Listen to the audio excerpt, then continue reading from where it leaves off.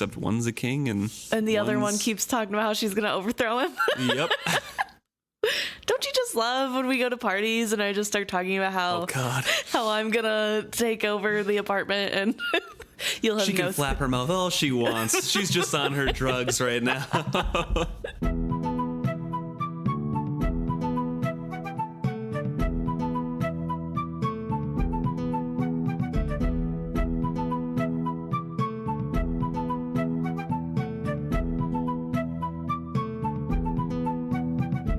Welcome back to another episode of Is Fitz Happy? I'm Luke. And I'm Emma. And today we're discussing Chapter 5, Loyalties. So this chapter starts out with kind of a brief overview of how leaders are selected and transitions into talks about the Queen. Yes. It kind of discusses how the six duchies have never defaulted to men being the leaders of everything and how it's just the eldest child. Which I approve of as an eldest child. But it's kind of similar to the Mountain Kingdom and how they, well, maybe not the eldest child getting everything, but the idea, the stewardship idea, which is a lot like the sacrifice. Yeah, just a little less intense. They're really into doing everything for the people. Mm-hmm. And I feel like a lot of that stems from their island heritage, because the women were leaders out there. Right. And Taker came and established his kingdom. But I also feel like since they're a very primitive culture and they have a lot of wars with people in general, Charles said every year, there are raids from the Out Islanders, they kind of need everybody to be able to step up and do their part kind of thing. Buckkeep wants you. Yeah, exactly. But it kind of goes through a discussion of that and then leads into how the Queen, Lady Desire, the second queen of King Shrewd and the mother of Regal, decided to give up her title as Duchess. Yes. Well, she was forced to give it up because she decided to marry Shrewd. So I guess, it was her choice to give it up to take on the title of queen because that's the custom to do so. You can't govern two different peoples and do it well. Yeah. So if you're going to be for the people, you need to give up your lesser title.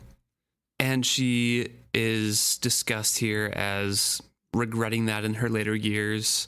And she disdains the two older princes and points out that her son Regal is more noble than both of them, and kind of our whole info dump on the Queen we kind of get in this one spot.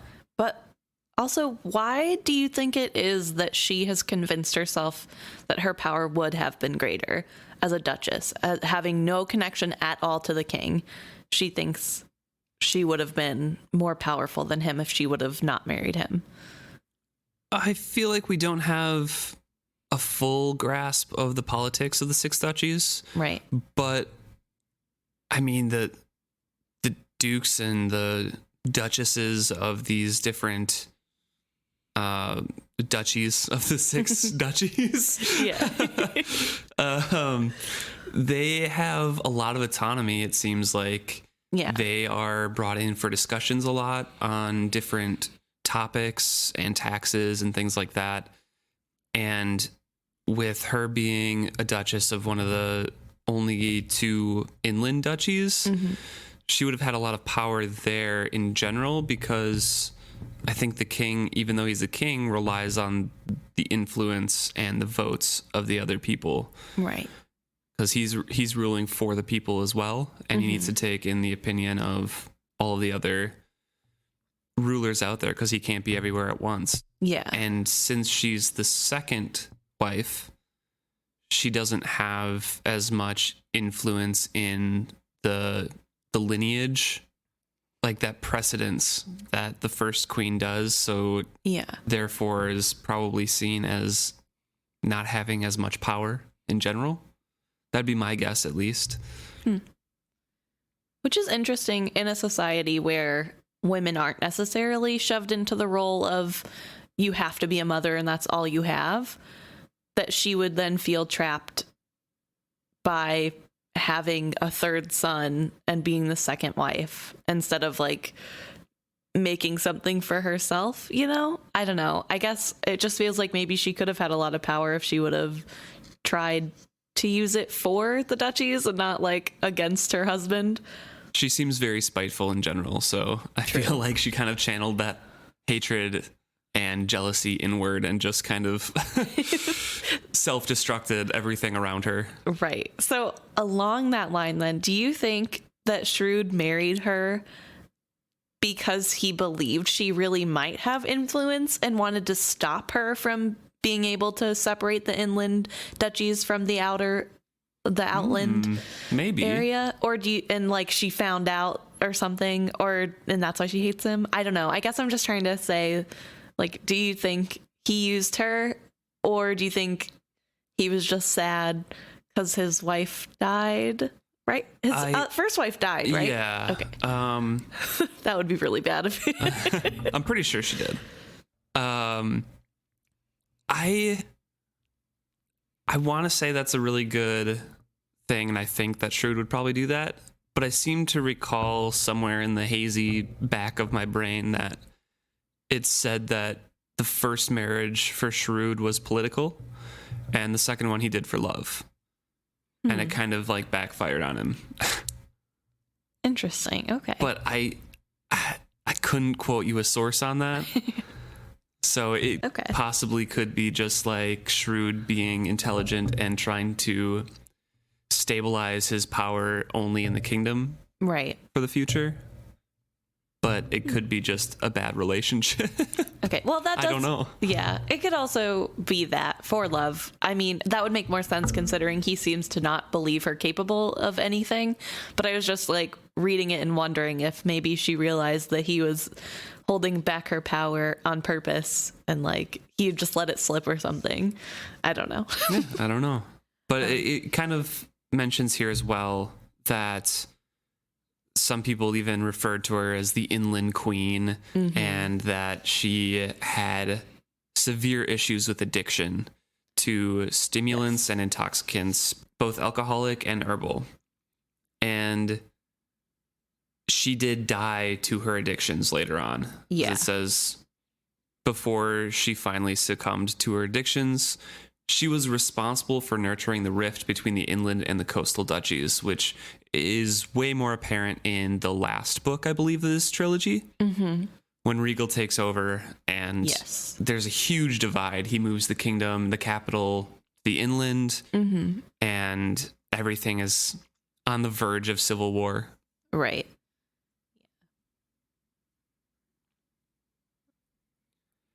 But also, I just want to point out that she, like we said, she does not like the other two sons.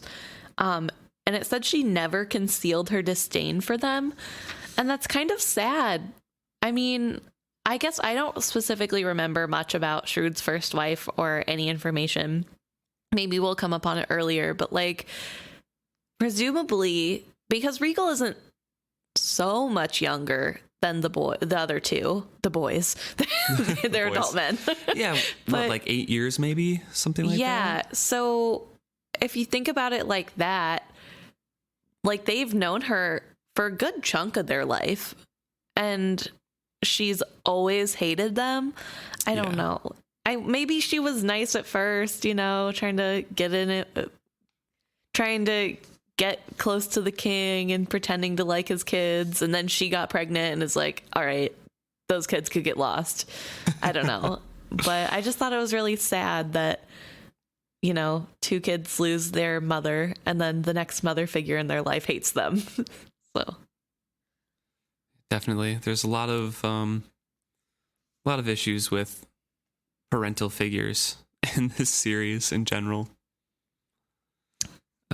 And we get to Fitz getting accustomed to his schedule, his non-schedule with Chade. Yes. He grew to look forward to his dark time encounters with Chade, so he's finally not alone anymore. He has if not a friend, a companion, someone he enjoys spending time with and looks forward to being with. And he starts learning a bunch of stuff. Yeah. And Chade has no regard for how his schedule might affect a growing young boy. Yes. Anytime during the night is fair game, whether it's right after he goes to bed or, 3 a.m. or something. It's all fair. Because Chade is, up at all hours using all kinds of different concoctions to stay awake and back from missions and things. I definitely like to think that like the spaces of time where he's not with Fitz is happening because he like gets really absorbed in a project and just isn't thinking about Fitz, and then like suddenly remembers he has Fitz and is like, oh yeah, the kid. A week, even 2, might go by between meetings, or he might summon me every night for a week straight. Yeah, I don't know. I just imagine him like, he could be going out as Lady Time as well. That's true. So I didn't think about that. Yeah, I mean, I think it's mentioned that she is an established presence and makes visits around every once in a while. So he might be going and visiting different duchies.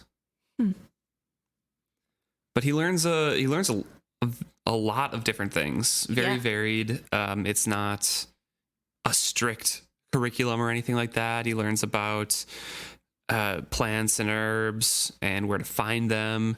Which I love the part where he's talking about how he has to collect the herbs that he's drawn the night before. But it says that Chade never saw fit to hint as to whether I should look in the kitchen garden or in the darker nooks of the forest for those herbs. But find them I did. And just, go ahead and find those. Yep. And Fitz isn't going to ask. He's just like, oh yeah, okay. I just thought it was funny because of course Fitz isn't going to ask any questions. He's just going to say, sure. And do it. And he did it. And he did it. So learning a lot about observation in general. He learns and plays stealing games, stealth games, memorization games. He learns to befriend the castle and the workers there and the common folk. And he earns a good reputation for himself as well. I forgot how likable Fitz is to everybody before the whole like he's witted comes out. He kills the king kind of thing comes out. that whole thing. But I forgot that I guess because just so recently I read the last books, but I forgot that people really like him and they look up to him and they respect him. They want him to like them. They jump at the chance to explain what they're doing. I don't know. It was nice to see that things weren't as bad as Fitz maybe thought that they were. Yeah, I mean, at least to begin with. In the first, I don't know if it was the first or second chapter, he earns a reputation for being quick to anger and yelling because he repels the barrel man or whatever who is being mean to him. That jerk, I remember. And now Chade is helping him establish a well-earned reputation for being a sharp young lad and asking interesting questions and being friendly. And it really goes a long way in his relationships in general. Yeah. Well, it can't hurt that he is acknowledged by the king. Oh, yeah, definitely. And is finally at the keep. And then he's talking to the lower common folk, which would feel really good, knowing that somebody technically of royalty is trying to ask you questions and know more about you. It'd be kind of what people think about Verity in general. Oh, he soldiered with his own men and he campaigns with them and he's like us. Yeah. It's kind of like just... Yeah, it would feel good as a servant or a cook or whatever, what have you, to be talked to and ask questions about and teach somebody else about what you're interested in. So there are other things that he learned, like lots of different things. He learned just general observations about people. He learns how to lie very well because Chade tells him to have stories ready just in case he gets caught at any of his toy or at any of the stealing things because Chade wasn't going to protect him. He learns sleight of hand and he learns a lot of killing. Yeah. He learns about a lot of killing. Where to stab somebody so their blood doesn't come out very fast. Like just a bunch of random things that are described here. And I'm like, wow, he's like 10 and a half, maybe just 10 at this point. Well, I thought it was interesting that he doesn't really go on too much about the killing skills. No, just it's one paragraph. Yeah, and everything else is so extrapolated on that it's just really... I just find it interesting that we're seeing things through Fitz, where he longs for the times when it was just this fun mischief that he got into. He was just hiding a pair of scissors, and, you know, and the killing stuff. Yeah, I learned that too. Like all these crazy, scary things. But back to the pranks. And I don't know. I think it's interesting because we know that Fitz doesn't like being an assassin. He never does. And yet he kind of craves it later on, but yeah, it's a complicated relationship. For sure. But yeah, we see it here, and it's done so well because it's just a subtle little. Mm-hmm. Rob and Hobb does a really great job of showing Fitz's character development through how she writes and the structure of it, not just showing how he thinks and things like that, because we get this small paragraph here about the killings. I think later on there's a mention of him later on in the book. There's a mention of him killing for the first time, and it's like a sentence, and everything else surrounding his life is much more in depth and in detail, and you don't really dive into that, and you can kind of see through that how withdrawn Fitz is from those processes in general, and how he doesn't really want to focus on those things. Right. It's really interesting and a subtle insight into his mind and how he thinks, rather than kind of slapping you in the face with it. So yeah, it's fun to see that unfold. Yeah, definitely. It says that he pursued all these tasks with a single-minded devotion to Chade and anything he commanded. He really went at this with like a boy's mind, that this was all a game kind of thing. And I want to draw a quick comparison to later in the series with Rosemary, who is the little girl that Kettricken has as a serving maid for her, that Kettricken, I don't know, we'll decide later, she saves as like an orphan. But Regal kind of takes Rosemary and makes her listen to all the things that Kettricken says and repeat them back to him, and eventually has her rub grease on the stair when she's pregnant and makes the queen fall down. I got a new like perspective thinking about her from plugging her into Fitz's spot here, actually, because Regal does exactly what Chade does. It's probably a game to her.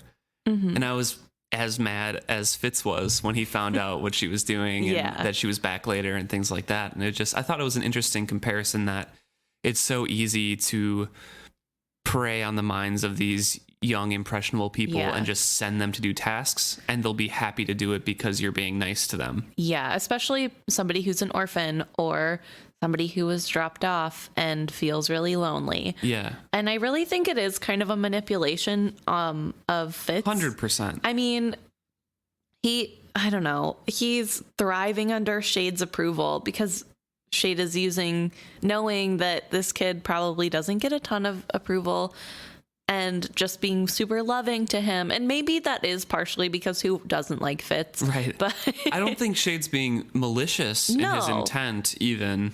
I think he actually does care for Fitz a lot. Definitely. And he does love the company and loves teaching somebody. But yeah, I totally agree that it is... Chade knows what he's doing. Yeah. And he knows how to indoctrinate somebody into loyalty to completing orders just as they're given, to giving someone's loyalty and attention to one task, and that's it. But he does a couple other tasks here, and some of them are kind of important.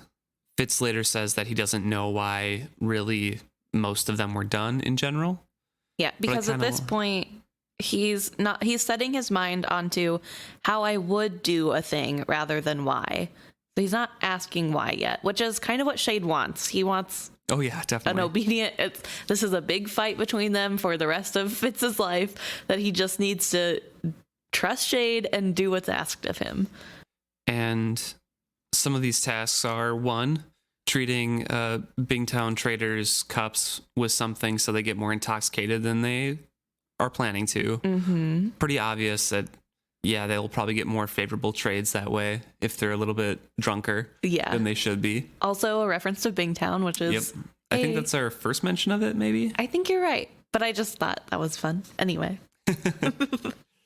And later the same month, I concealed one puppet from a visiting puppeteer's troupe so that he had to present the incidents of the matching cups, a light-hearted little folktale, instead of the lengthy historical drama he had planned for the evening, which I think was just something to test Fitz, but something that Chade didn't want to be bored with while he was listening in the walls either. True. He's like, you know what? I've heard enough. Yep, I know this guy. I need to be there, but at the same time, like, it's a puppet play. I don't want to be there. So shorten it up. Let's wrap it up quickly. Mm-hmm.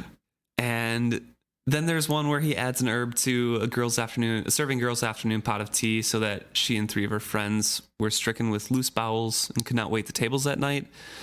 Do you think that's anything important, or is that just another test? I was thinking maybe that, I mean, I don't know, maybe I'm just hoping for the good nature of Chade and the king, but maybe there were like some creepy guys gonna be in the keep at the tables, and they wanted to protect these younger girls who they know are susceptible to these creepy men that are coming. That was just my immediate thought. Yep. Yeah. It's headcanon now. Yep. That's 100% the reason they were. Maybe Jason was visiting and they're like, no.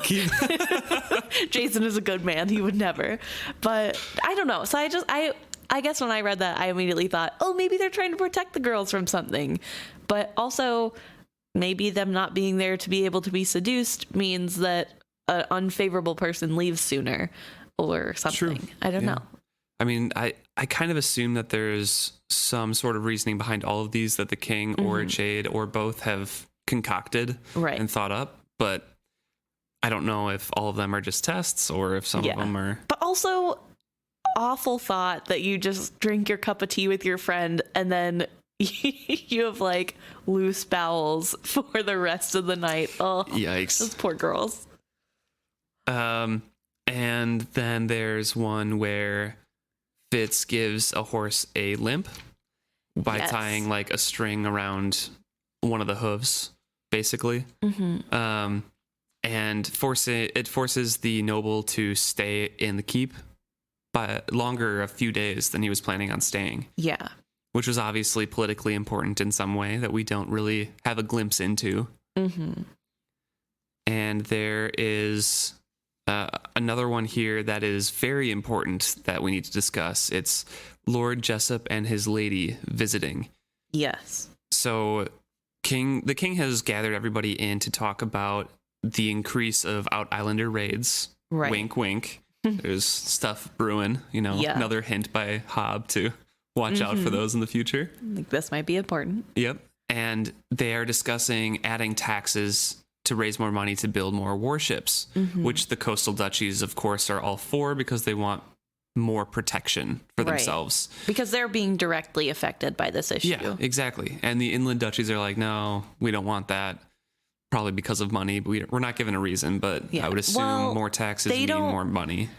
But also, they're not seeing any of the effects. Their people aren't getting attacked. They don't have to send anybody to protect anything. They're living a normal life, and that's what I mean. Like, they don't want that extra money going that they somewhere have to pay. Right. That they can't even see. Because they don't know what the effects are. So Lord Jessup and his lady are visiting. Lady Delilah. Dahlia. Oh, Dahlia. You're yes. Right. Lord Jessup and Lady Dahlia, they were from an inland duchy. So they were naturally against the taxes for the warships. Lord Jessup was at the meetings. Lady Dahlia took no interest at all and was wandering around Buckkeep.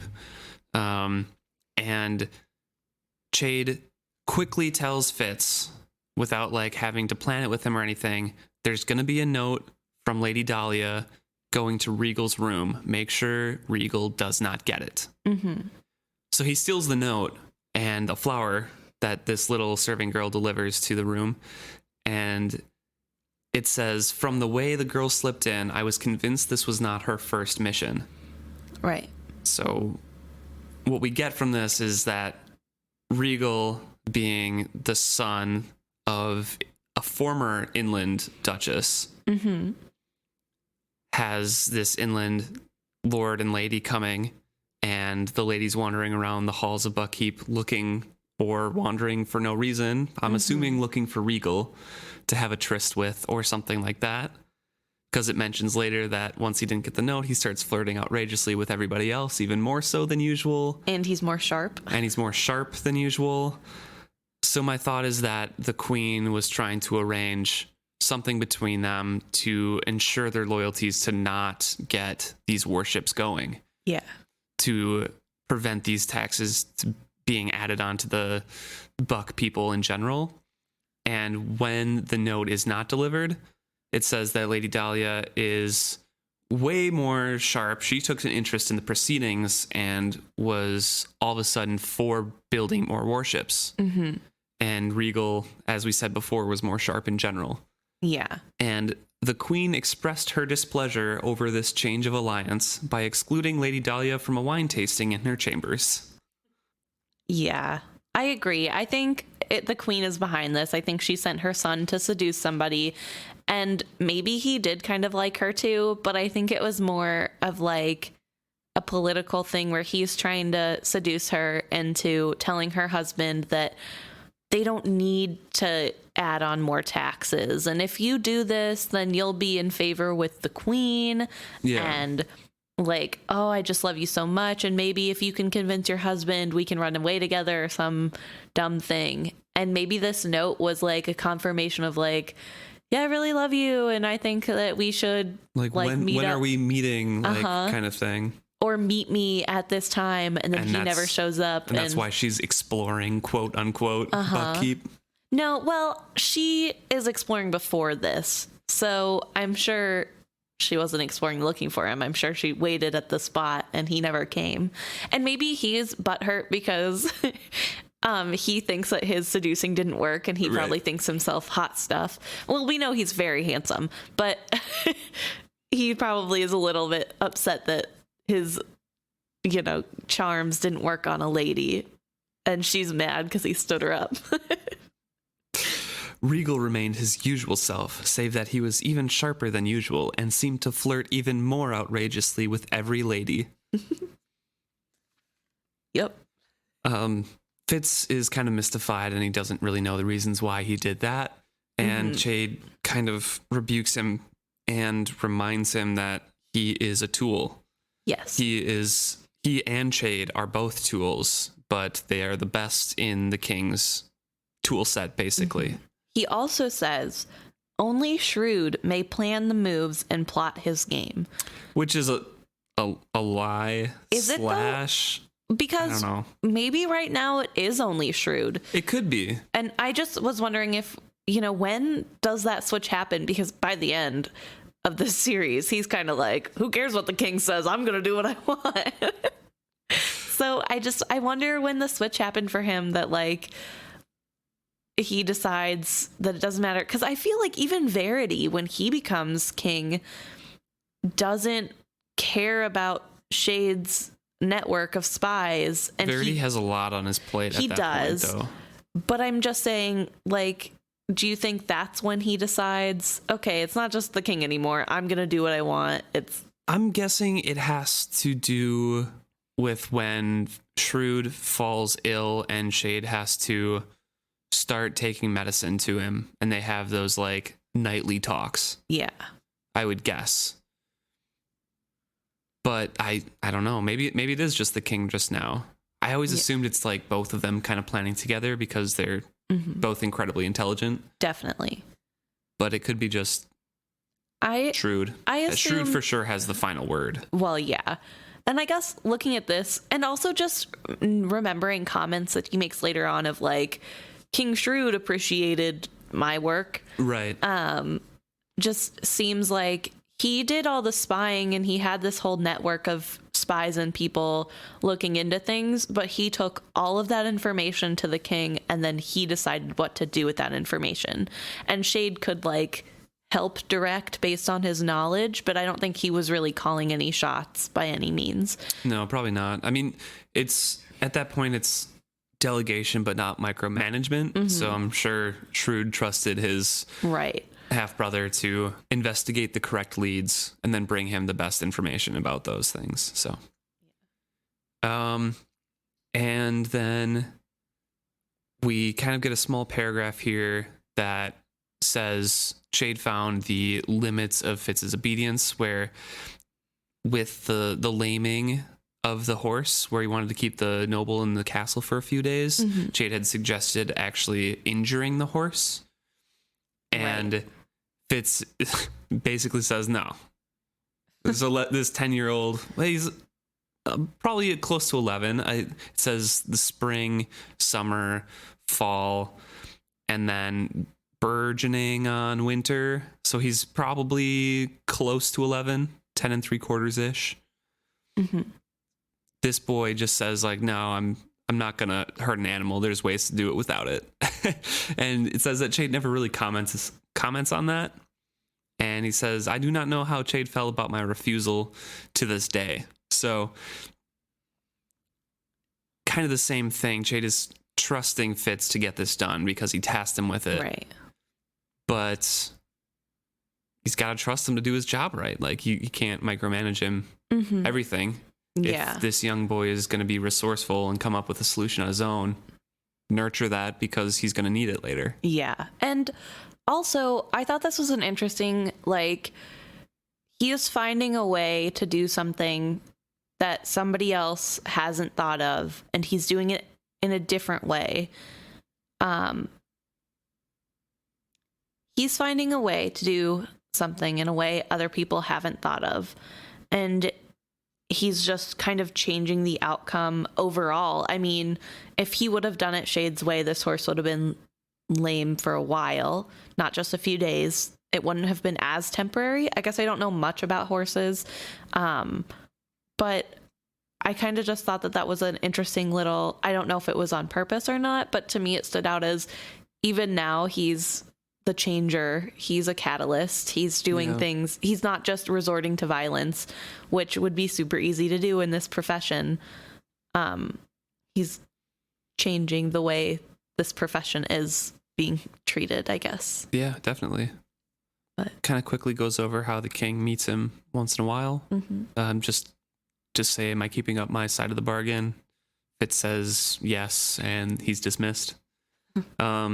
Just to show that he's being checked in with, making sure everything is there, that this loyalty, this bargain is brought up every time.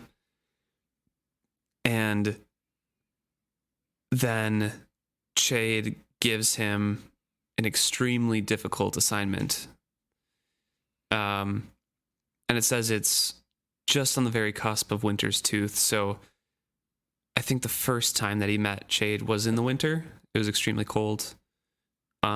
It's been about a year because he spent all summer doing the tasks. It's almost a year at this point. So he's probably 10 and a half, 10 3/4.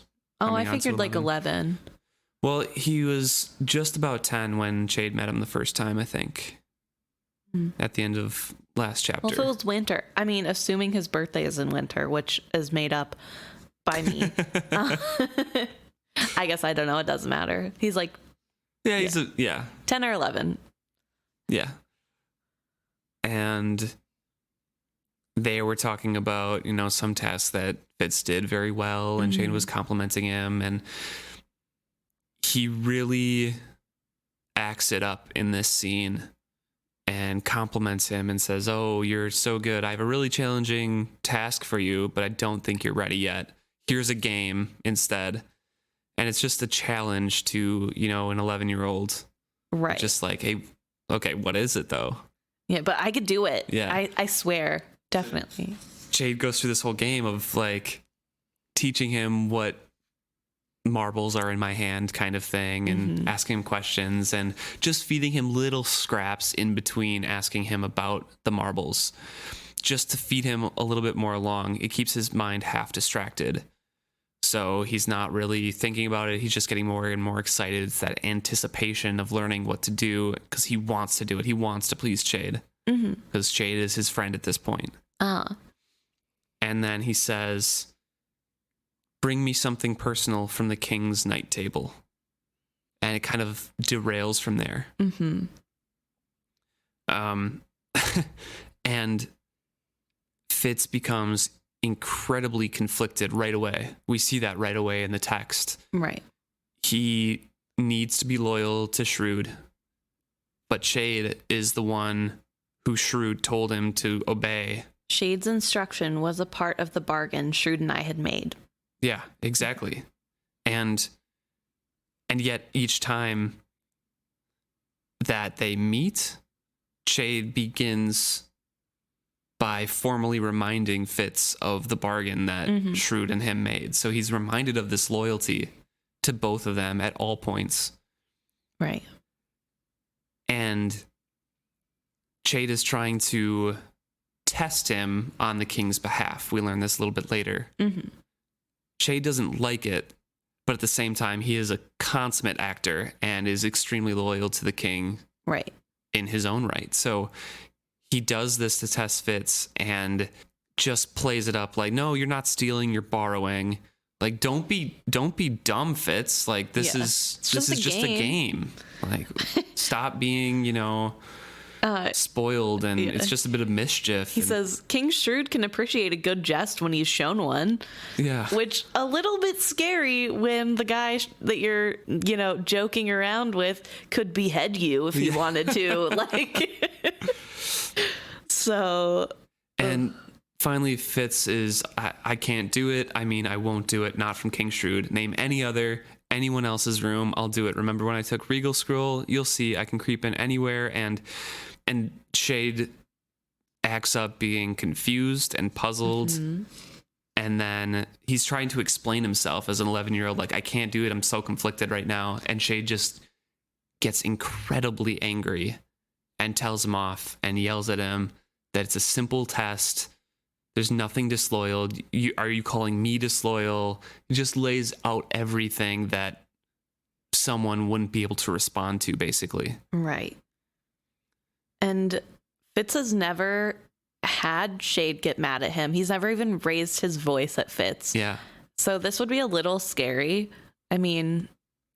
And it says here, his words had left me reeling. He pulled away from me, and I felt my small world rocking around me as his voice went on coldly.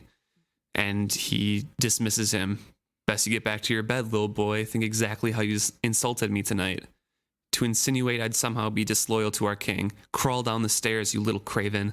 And the next time I summon you, if I summon you again, come prepared to obey me, or don't come at all. Now go. And it destroys Fitz. The words, he pulled away from me and I felt my small world rocking around me as his voice went on coldly. That he literally is pulled away from Fitz's lonely world. That was like his only thing that he was kind of tethering to. Right. In the keep. Because before this, he had Hod, he had his chores with Burrich, but they weren't really talking to him. They were just lessons and chores. And he had his, like the summer lessons that were mentioned and the winter lessons. But those were all just instructors. Chade was somebody he could sit down after a lesson with and have a hot cup of tea and talk in front of a fire. And now it's pulled away. So Fitz gets physically ill. Yeah. Which I think all this has been manipulation on Chade's part. I mean, oh yeah. It's just so... I mean, he starts with praising him, the, false sense of security, and then trying to convince him with, it's all in good fun, and then to, well, I don't understand why you wouldn't want to, and then to anger. And it's interesting that at no point is Fitz wavering on, oh, maybe I should do this. He's just trying to find a way to explain it to Shrewd so that, or not Shrewd, to Chade, so that he can not have to do this. He's never wondering, oh, maybe should I steal something from the king? He's adamant he will not steal something from the king. Do you think that is part of the skilling that Shrewd did to him during the bargain for like an installation of loyalty? Or do you think that is just Fitz being raised well by Burrich and having that loyalty being reminded and shown to him every time he has a lesson? Do you think it's like the supernatural magic, or do you think it's just him? I feel like it might be a little bit of both. That's fair. Like we said before, we both don't think that Shrewd's skilling was very strong. It might have just been like in a suggestion or a gentle pushing one way, or just to see what Fitz was feeling. Yeah. But, I'm not sure. It's definitely partially how he was raised. I mean, Burrich is all about the loyalty. Yes. So big into loyalty. And that would be very important to Fitz. And we see that he takes after Burrich and not harming the horse, thinking of the horse. Yeah. Also, he's witted, so I would feel that too. That too. But I think it also has to be a little bit of the skill. And I wanted to talk more about it later, which I'll bring it up again. But I definitely feel like, he's so physically ill about this. He's so hardline about being straight down the middle of not doing it. So I kind of agree with you in that way. Yeah. I think Fitz is very loyal and he was raised that way, and he's a very good person, but also that doesn't make you have the symptoms. Yeah, especially because he loves Chade and he trusts Chade. Yep. And Chade is saying it's okay, and that isn't enough to make him do it, which I feel like a normal 11-year-old who had a mentor that he trusted, that he's always been doing these things for him, would see that and be like, okay, well, if he is asking, it's probably fine. Right. But he's like, no, I can't do it. So. Yeah, Fitz is literally feels physically ill going downstairs. And he gets described basically as a lot of things in gray. He has no purpose. He gets instantly depressed, like a deep depression, clinically depressed. Yeah. Instant, like snap. Yeah. It's crazy. And he has no direction. He's listless. He's not really paying attention to anybody. And Burrich noticed right away. Well, yeah, of course. It's his dad, so. Yeah. But at first he's like mad because, it's like, oh, this kid, he thinks he can just get away. And then he's like, oh, no, something's wrong. Yep. And Fitz kind of convinces him, no, it's fine. He goes back up to the keep. He's not doing well in weapon training. Nope. His head was pounding and his legs were shaky when he returned to the keep. He had no stomach for the noon meal or loud conversations. And he fell into a deep sleep right after. Like, this was at noon. He went to sleep, woke up, I don't know, a few hours later, and he thought about getting up and going to his afternoon lessons that he had missed, but he's like, no, and goes back to sleep. And Burrich sends somebody to check on him. Yep. It's really hard to imagine what that feels like from going in one day. Like, he was so happy with himself, pleased. He was laughing with Chade, and then all of a sudden one switch and everything is described as gray. Like, there's so many references to gray and to doing nothing here. Yeah. And that first night he goes to bed and he's waiting to be summoned, and he isn't gonna go if he is, and he's just waiting because he doesn't know what's worse, getting called and not going, or not getting called at all. And even here he's just not budging because Chade told him, don't bother coming back if you're not going to listen to me. Right. And so he just really feels like, I've lost this whole part of my life that I've been participating in for a year because I can't go back because I'm not going to obey him in this. And it happens. This goes on for a few days. And it says that he's accepting all of the admonishments and the rebuking from his teachers with oblique acceptance. He can't focus at all. He has a headache that never ceases, and his stomach stayed so clenched on itself that food held no interest for me. The very thought of eating made me weary. Can't relate, but Yeah. but yeah, he's heart sick. And Burrich waits 2 days and then in a very dad-like fashion forces him to take medicine. That makes him throw up. Yep.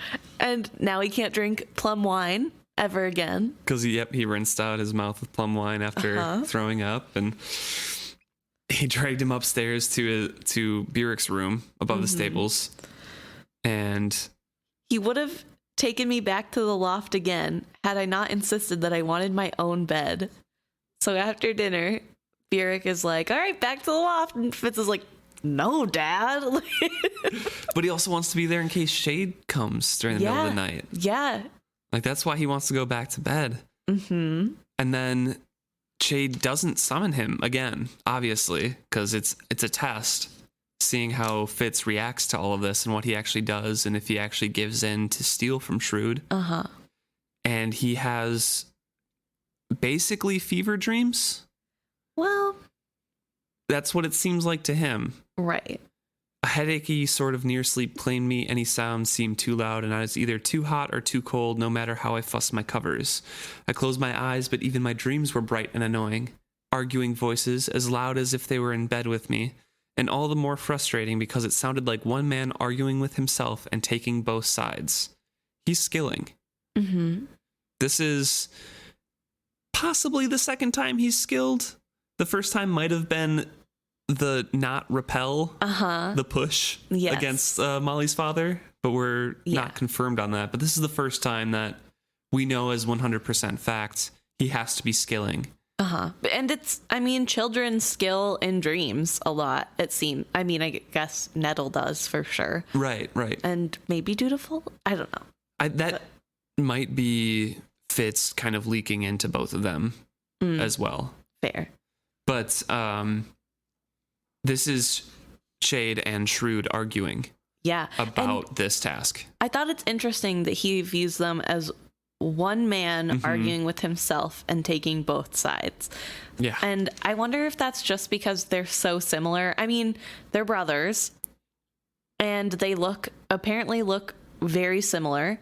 That's what I was kind of thinking before too. The pock marking. Yeah. But yeah, so I just thought it was like interesting that I was kind of curious, like if he intruded on a skill conversation between Chade and Shrewd in Chade's mind, and that's why he thought it was one person. But I don't think so. I think it's just a similarity between Chade and Shrewd, because I think Shrewd would recognize that.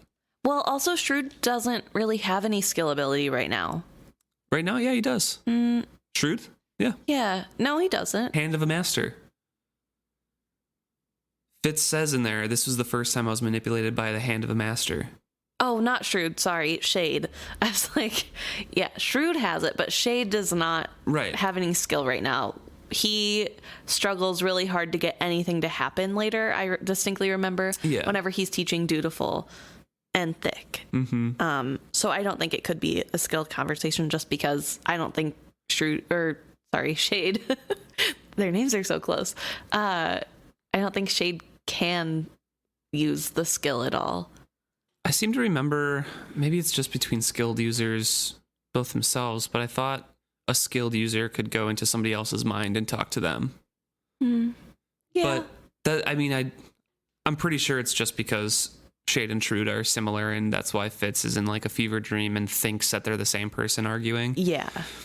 But I just thought, potential. No, definitely. And Chade, we come into the middle of the conversation, this argument, and Chade is saying, break him like you broke the other one. You and your stupid tests. Who's the other one? I don't know. I don't think Chade said break him like you broke the other one. No? I think Shrewd is telling Chade, break him like you broke the other one. But it's continued on, you and your stupid tests, and that's the same person who said it. So I Well, would he assume, thinks it's one man arguing with himself. None Right. of this sounds like it's two people talking. I think it is two people. Like, I think it's separated out where Shrewd only says one thing, and that's that second part.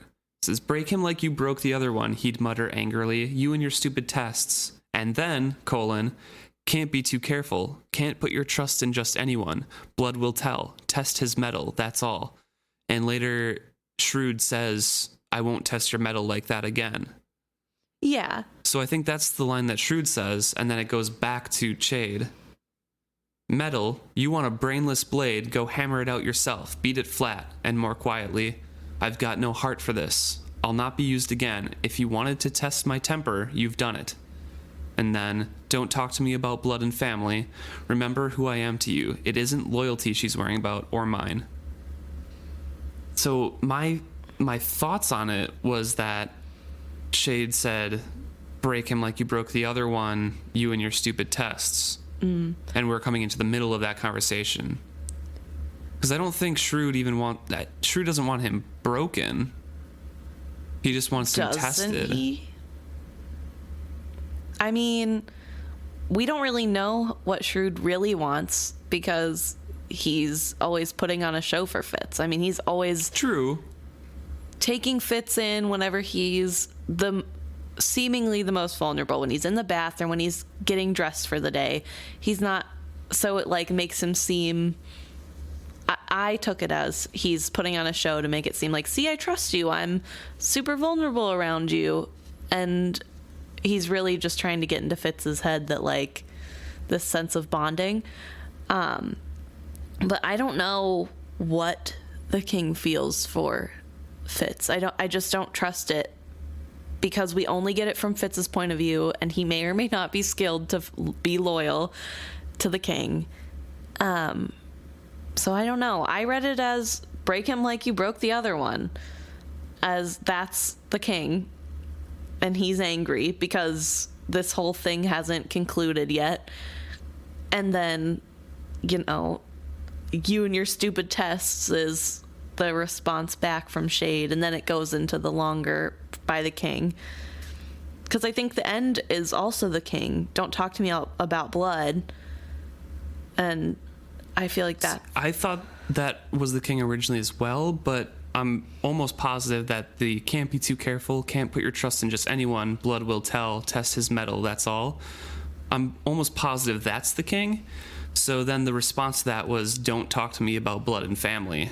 That would be Chade, because he would take that as the king trying to like, blood will tell about this. And then Chade's like, don't talk to me about blood and family.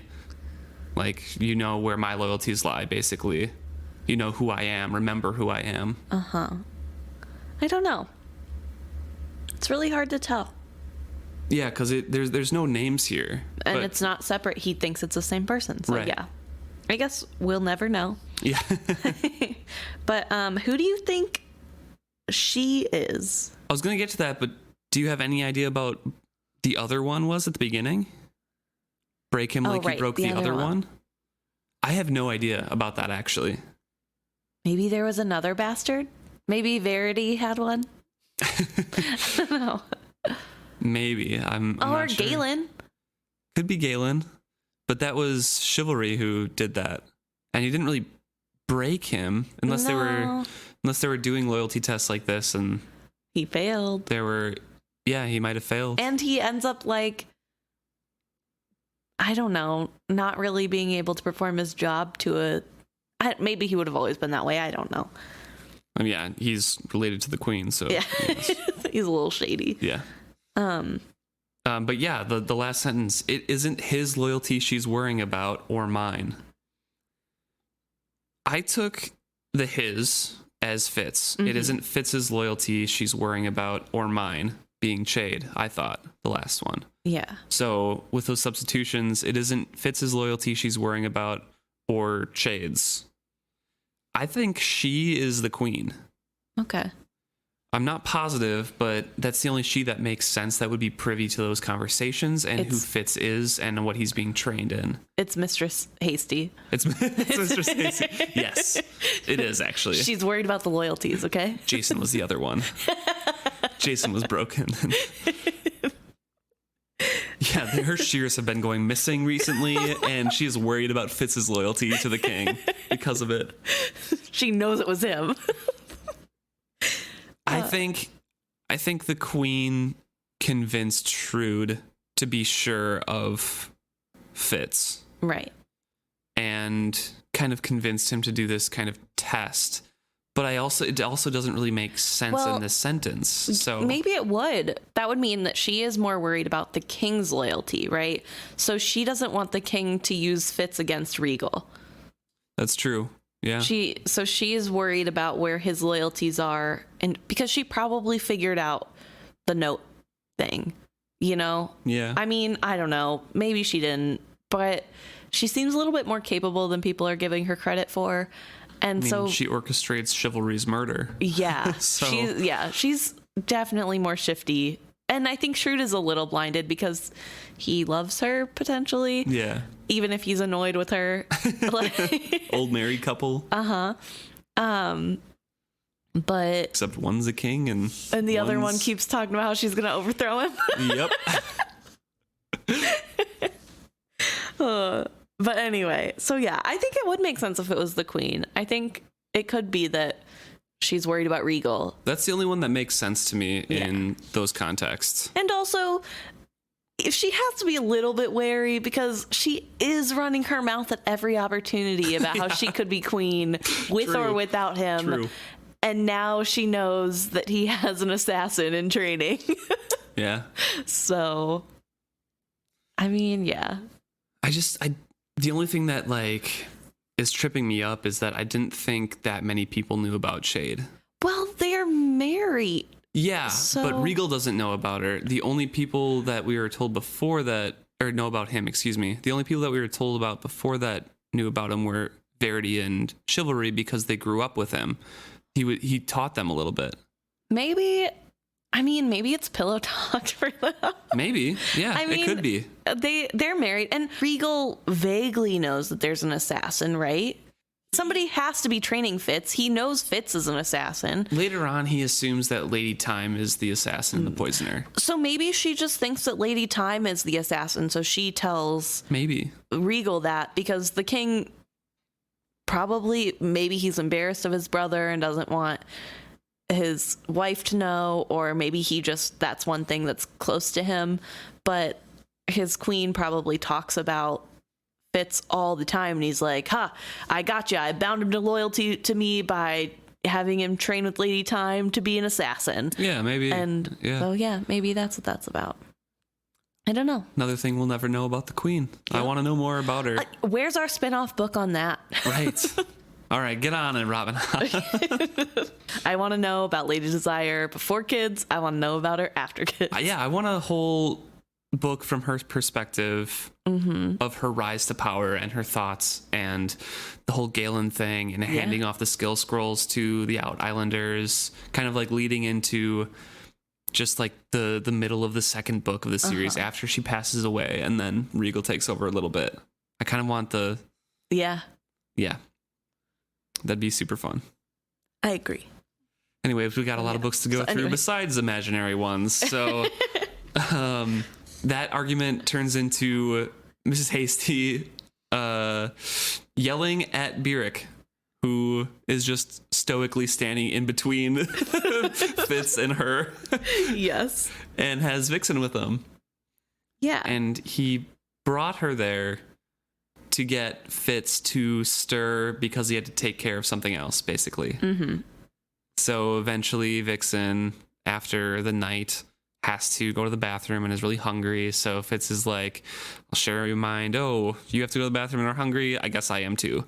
So they go down to the kitchens. Cook is super happy to see him. Cook is one of the best characters.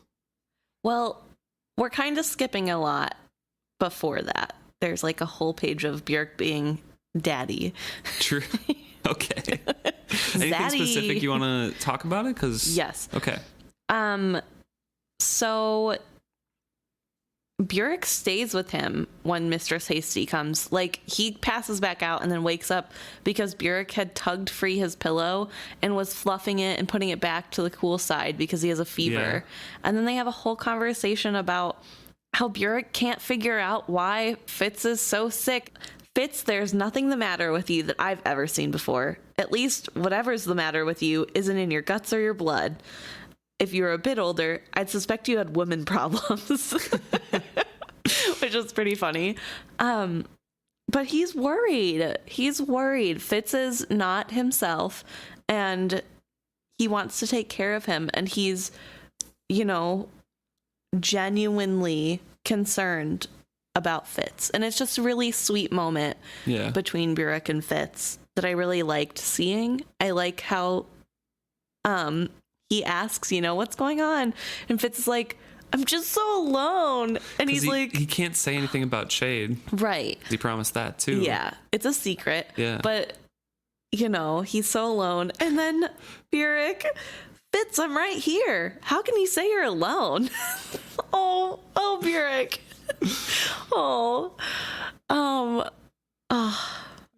Yeah, that, like, kind of broke my heart. Because it's, I don't know. It's so sweet, but also Burrich, obviously he doesn't mean literally. Like, takes him at his face, though, because it's Burrich. True.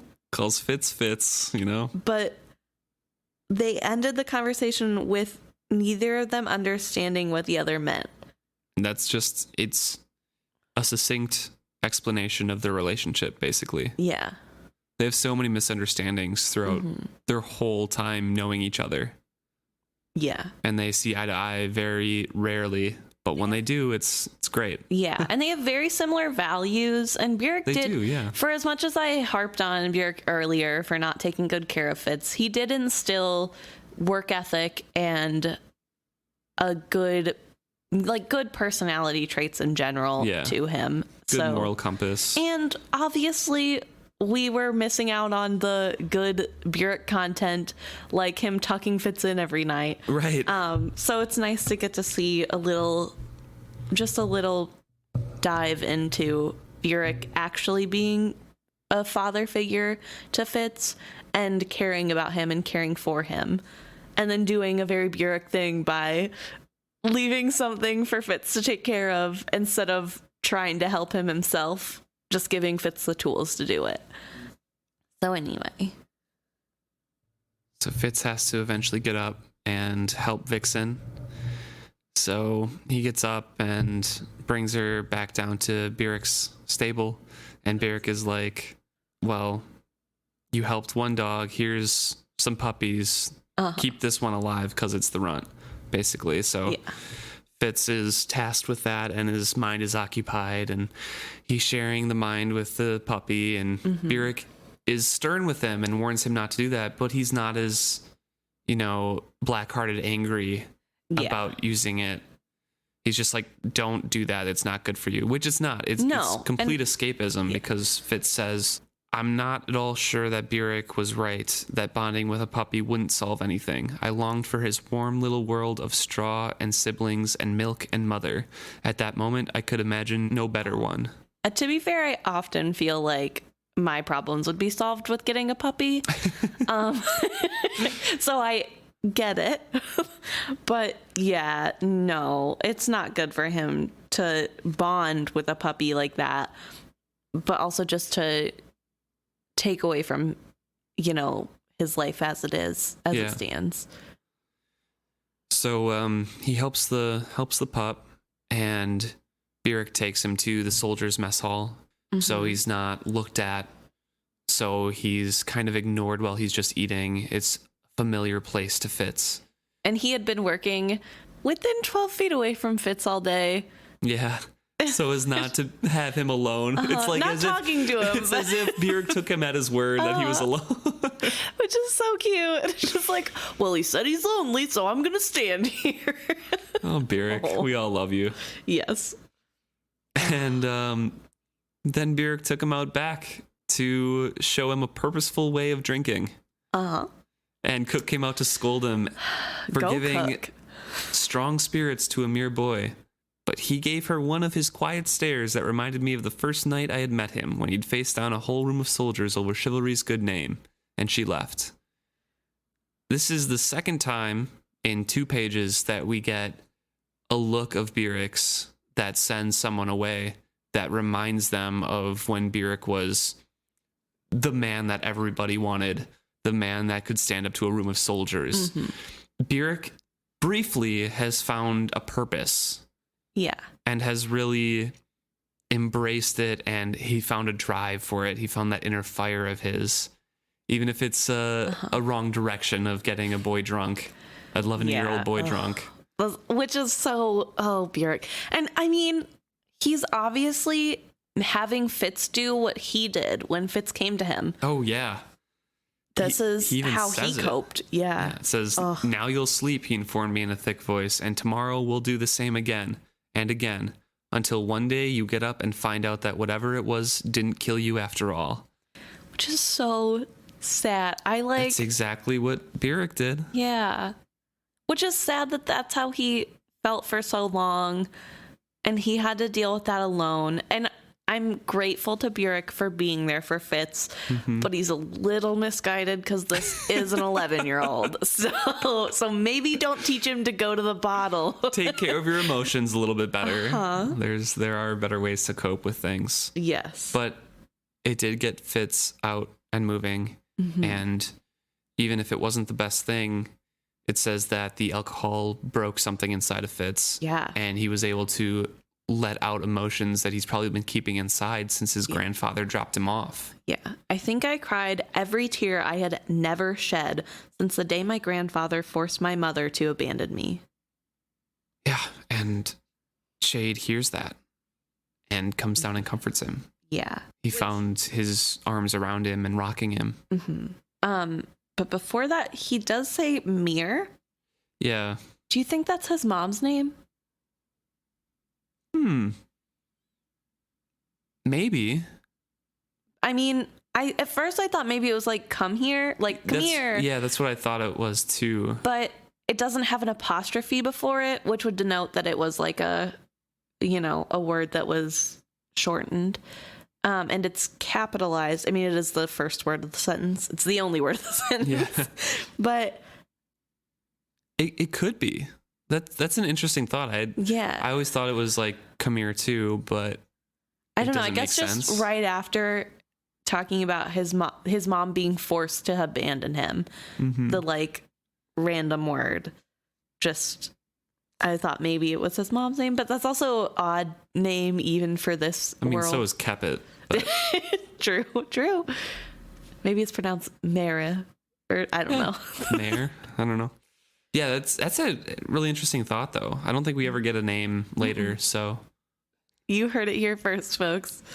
His mom's name is Mir.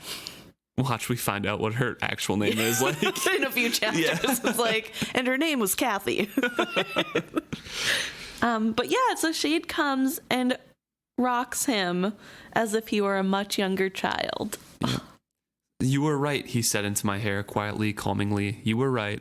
I was asking you to do something wrong, and you were right to refuse it. You won't be tested that way again, not by me. And we know it wasn't his choice to begin with. We know he didn't want to do that testing. Yeah. And Chade brings him something to make him fall asleep pretty much instantly. Yeah. So he's finally able to sleep, and I awoke near dawn and reported to Burrich after a hearty breakfast. I was quick at my chores and attentive to my charges, and could not at all understand why he had awakened so headachy and grumpy. He muttered something once about his father's head for spirits, and then dismissed me early, telling me to take my whistling elsewhere. This part gave me a good laugh because it is very like got experience with that both ends. Yep. Burrich is like what, in his 30s? He's about 30. Yeah. So I could understand as someone who is mid-20s just starting to feel the pain of hangovers. I understand how frustrating it is to look at somebody much younger who is not affected at all by the night before. I think that probably has something to do with Chade as well. Well, probably, but at the same time, also he's super young. He's super young. He could recover from that. Then we get King Shrewd summoning Fitz. Yes. And Shrewd serves him food out of his own hand, sits him down, they eat together, which is a crazy thing. Right. Says the gesture was not lost on me, but even so, I could not bring myself to eat much. He only spoke of the food and nothing about bargains or loyalty or anything until Fitz finished eating and pushed his plate away. And the king is very uncomfortable when he brings up the next topic. It was my idea. It was my idea, he said suddenly, almost harshly, not his. He never approved of it. I insisted. When you're older, you'll understand. I can take no chances, not on anyone. But I promised him that you'd know this right from me. It was all my own idea, never his. And I will never ask him to try your mettle in such a way again. On that, you have a king's word. That's why I think that second sentence 100% is King Shrewd's. Because it again says, try your mettle. Right. And then King Shrewd dismisses him. And Fitz locks eyes with him, staring at him, picks up a small paring knife, and right in front of him sticks it up his sleeve. Super obviously. Yep. Shrewd widens his eyes, but doesn't say anything. So this is what I wanted to come back to about why I think it's a skilling thing.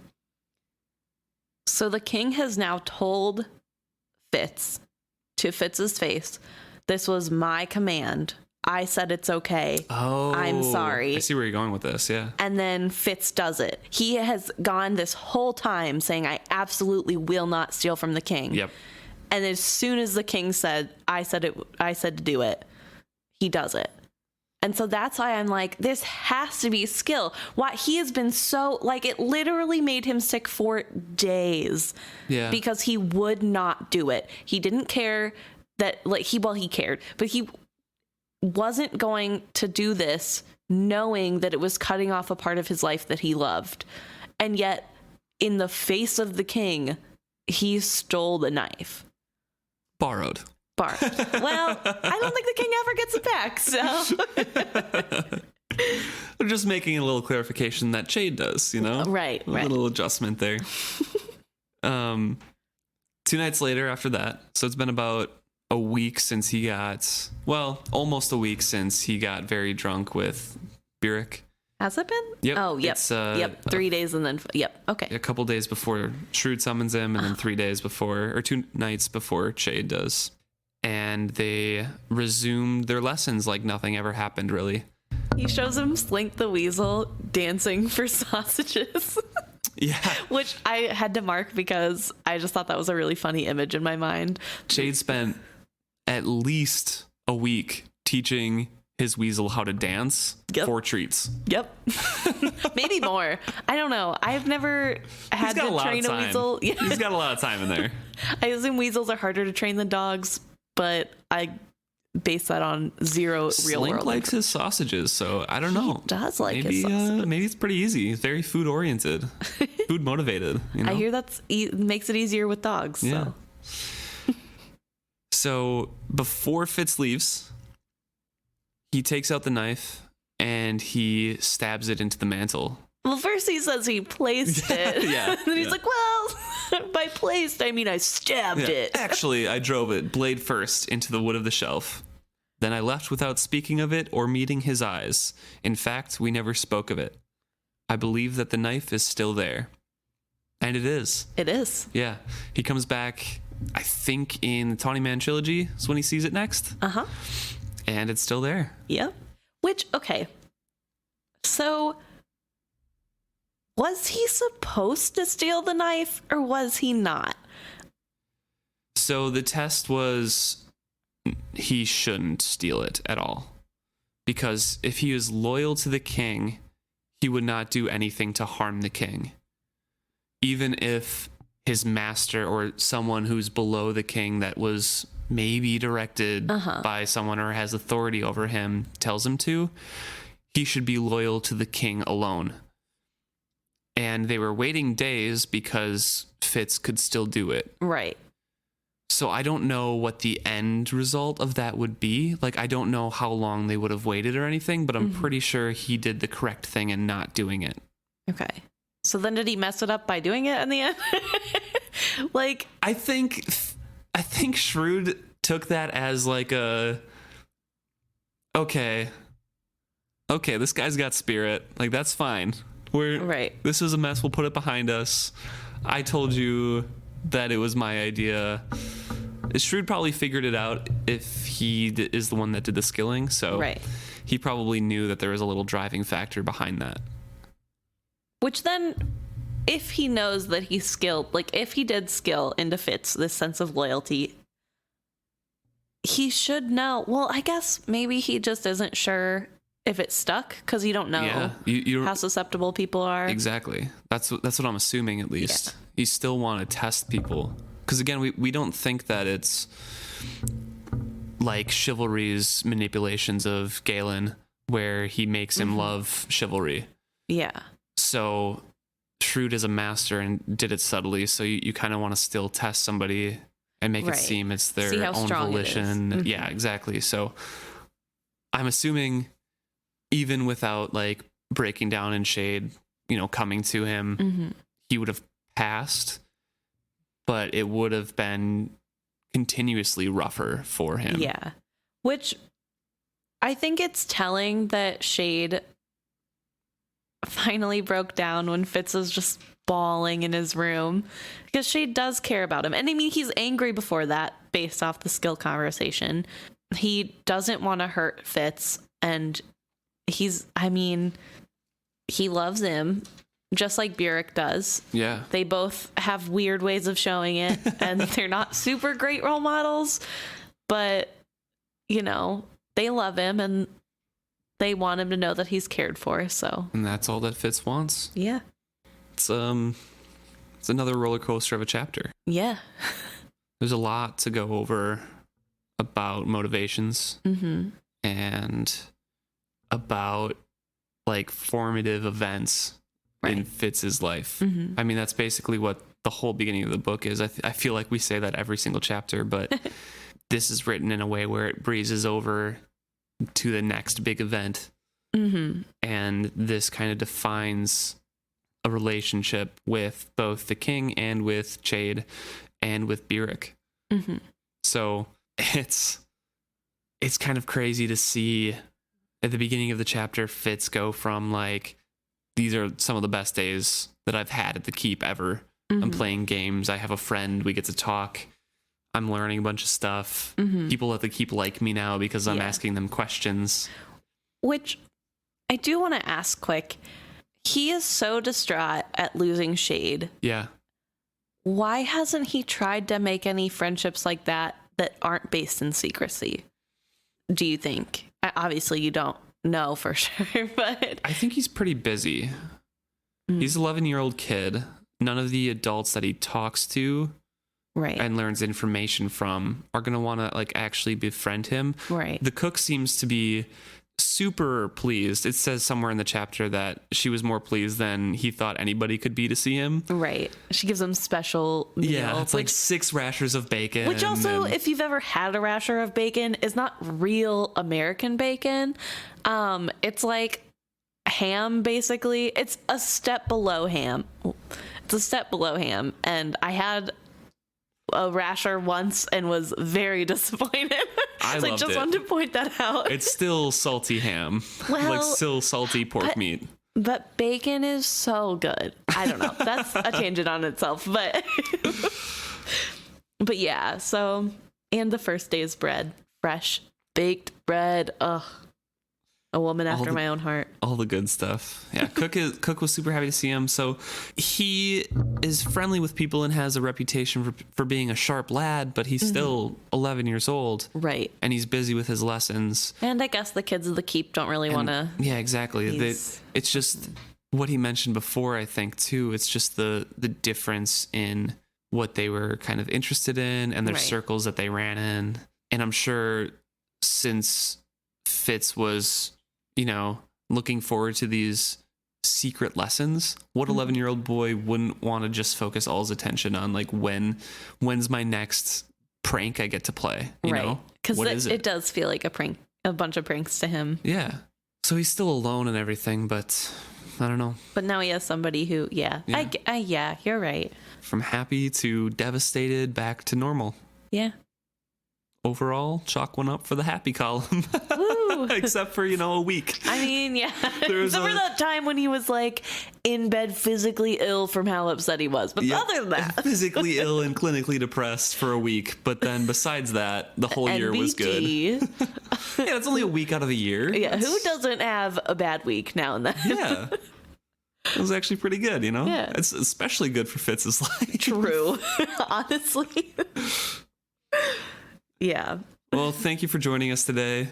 And if you have any comments about the episode, feel free to leave us an email at isfitzhappy@gmail.com or on any of our social media pages. And tell your friends about us. Let us spread out and, show the world how good these books are. Yeah. And also, please share memes with us because we love memes about this book. We have been making a few, but we would also love to show your artwork when it comes to these. So please feel free to send your dankest memes. And if you guys could rate and review us on any of your favorite podcasting apps, we'd absolutely appreciate it. Yes. Bye, rat dogs. They talk about rat dogs in this way. We didn't even talk about it. I really wanted to.